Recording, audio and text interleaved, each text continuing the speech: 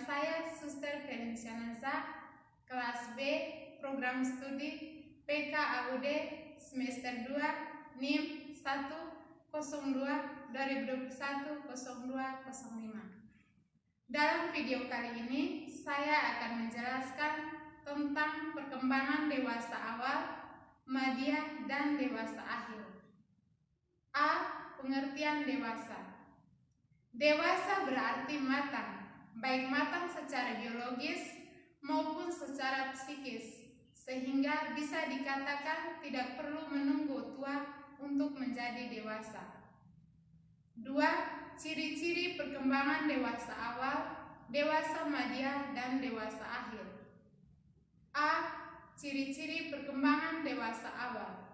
Yang pertama, dewasa dini sebagai masa pengaturan. Yang kedua, dewasa dini sebagai masa usia produktif. Ketiga, dewasa dini sebagai masa bermasalah. Keempat, dewasa dini sebagai masalah ketegangan sosial. Dan yang kelima, dewasa dini sebagai masa komitmen. B. Ciri-ciri perkembangan dewasa madya. Yang pertama, periode yang sangat ditakuti. Yang kedua, masa transisi. Yang ketiga, masa stres. Yang keempat, usia yang berbahaya. Yang kelima, usia canggung. Yang keenam, masa berprestasi. Yang ketujuh, masa evaluasi. Yang kedelapan, masa sepi. Dan yang kesembilan, masa jenuh. C.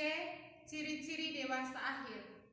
Adanya periode penurunan atau kemunduran yang disebabkan oleh faktor fisik dan psikologi, perbedaan individu dalam efek penuaan.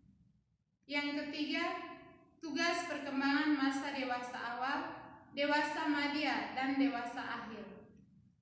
A. Tugas perkembangan masa dewasa awal adalah memilih pasangan hidup, mencapai peran sosial, bertanggung jawab, mencapai kemandirian emosional, belajar membangun kehidupan rumah tangga dengan pasangan hidup, mengasuh anak, dan menjadi warga negara yang baik.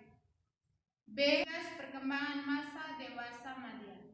Mempersiapkan diri bagi penyelesaian yang berhasil terhadap usia tua.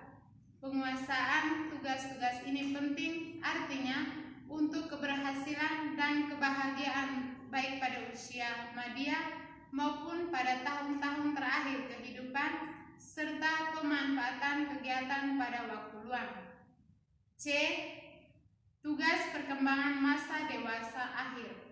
Menciptakan kepuasan dalam keluarga sebagai tempat tinggal di hari tua. Menyesuaikan hidup dengan penghasilan sebagai pensiunan. Membina kehidupan rutin yang menyenangkan dan saling merawat sebagai suami istri. 4. Perkembangan fisik, kognitif, emosi, dan sosial dan moral pada usia dini, madya, dan akhir. A. Perkembangan fisik. Dewasa dini, puncak kemampuan fisik individu dicapai antara usia 18 sampai 30 tahun yang diikuti dengan kesehatan yang baik. Dewasa madya, status kesehatan menjadi persoalan utama masa dewasa madya. Hal ini dikarenakan adanya sejumlah perubahan fisik. B.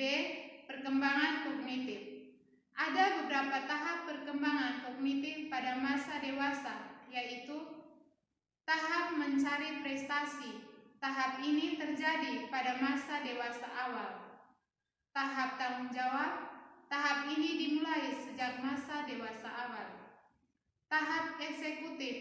Tahap ini terjadi di masa dewasa madya. Tahap reintegratif. Tahap ini terjadi pada masa dewasa akhir atau lanjut usia. C. Perkembangan emosi dan sosial dan moral dewasa dini. Pada masa dewasa dini, perkembangan emosi dan sosial sangat berkaitan dengan adanya perubahan minat. Jadi, orang dewasa dituntut untuk mampu menyesuaikan diri dengan baik Dewasa Madya, perkembangan emosi, sosial, dan moral yang menjadi titik perhatian pada masa ini adalah pernikahan dan cinta.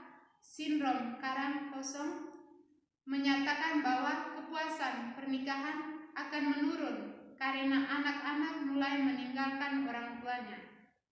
Hubungan persaudaraan dan persahabatan, pengisian waktu luang, hubungan antar generasi. Yang kelima, implikasi perkembangan dewasa dalam dunia pendidikan dan kerja karir. Memperhatikan banyaknya faktor kehidupan yang berada di lingkungan remaja, maka pemikiran tentang penyelenggaraan pendidikan harus memperhatikan faktor-faktor tersebut.